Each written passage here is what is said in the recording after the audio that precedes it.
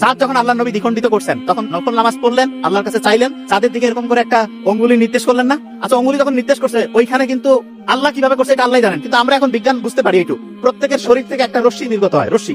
আমাদের শরীর থেকে যে রশ্মিটা নির্গত হয় TIR, কি নাম বলেন তো? TIR একটা রশ্মি নির্গত হয়। রশ্মি মানে হচ্ছে তার মধ্যে একটা শক্তি আছে, শক্তি। আমাদের প্রত্যেকের শরীর থেকে যে রশ্মিটা নির্গত হয় এটা হচ্ছে 100 ওয়াটের মতো। কত ওয়াট?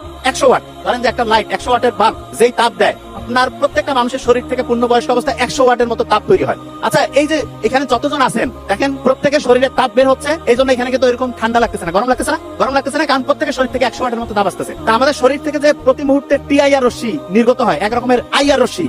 আল্লাহ নবী যখন অঙ্গুলি নির্দেশ করছেন, এই রশ্মিটা নরমালি 100 ওয়াট দিয়ে তো আর চাঁদের কিছুই হবে না, কিন্তু আল্লাহ যদি চান এরকম কি করতে পারেন না, যে সেই রশ্মিটার কম্পাঙ্ক আল্লাহ এমন বাড়াই দিয়েছে, যে এত বহুগুণে শক্তিশালী করে দিয়েছে যে ওইটা যে চাঁদের যে গোটাল কাঠামো, সেই কাঠামোটা ভাঙতে পারে। আচ্ছা, এক্সাম্পল দিই। সমুদ্রের মধ্যে পানি আছে, পানির মধ্যে যখন উচ্ছ্বাস তৈরি হয়, জলোচ্ছ্বাস হয়, সবকিছু ভেঙে চুরে চুরমার করে নিয়ে যায় না সমুদ্রের পানি? তো মুহাম্মদ সাল্লাল্লাহু আলাইহি ওয়াসাল্লাম ওই সময় যখন অঙ্গুলি নির্দেশ করলেন, আল্লাহ যদি চান ওইটা তো লক্ষ লক্ষ কোটি কোটি গুণ বাড়াই দিয়ে, ওই যে শক্তি, সেই শক্তি দিয়ে বহু গুণ বাড়াইতে হবে। ইচ্ছে করলে কিন্তু আল্লাহ ওই চাঁদকেও দ্বিখণ্ডিত করতে পারেন। আল্লাহ আকবার বলবেন না?